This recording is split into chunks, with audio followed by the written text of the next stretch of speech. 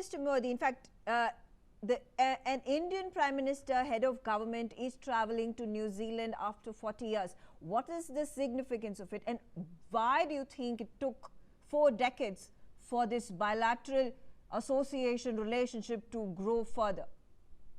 Well, India and New Zealand have a very long history. You're the world's largest democracy. We're both one of the oldest democracies together.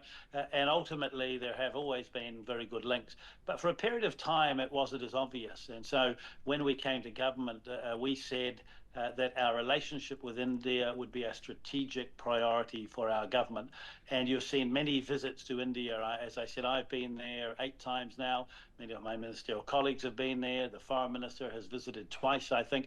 Prime Minister led our largest visitors delegation trade mission to India just 2 years ago when we launched the FTA negotiations. And so I think the importance of Prime Minister Modi coming to New Zealand underpins that both governments want to grow the relationship. Both of us see it as important. And in a world of uncertainty where many of the norms are being challenged, India and New Zealand governments are saying, we have negotiated a high-quality free trade agreement. We're going to respect the rules there, and we're going to find ways to work more closely together on the world stage. And so this is just a further demonstration of the importance of that. Prime Minister Modi will be very, very well received in New Zealand by all New Zealanders, but particularly the Indian New Zealand community here.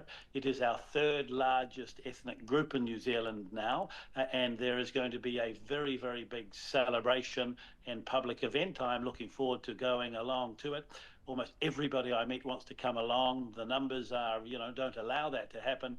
But again, it is an opportunity for Indian New Zealanders and New Zealand Indians and every New Zealander to welcome Prime Minister Modi to our shores. Besides trade and investment, which other sectors are the focus of India and New Zealand bilateral ties?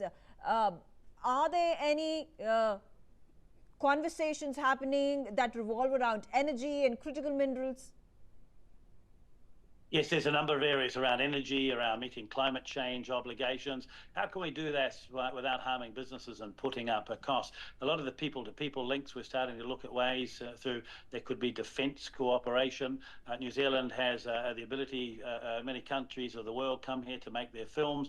We think Bollywood could, find some real opportunities to be involved in film production here in New Zealand as well. But across the board, I think you're going to see cooperation. We think science and innovation is a real area for cooperation. In the agricultural space, New Zealand is known as one of the best in the world for agriculture and innovation. How can we help our farmers to produce more and to earn more? And I know there's a great desire to cooperate amongst scientists and government agencies with India. So I think the signing of the free trade agreement is the first step. Prime Minister Modi's visit here is the next step, one of celebration, and then we need to get on and make that free trade agreement work. But across the board, you will see the relationship grow.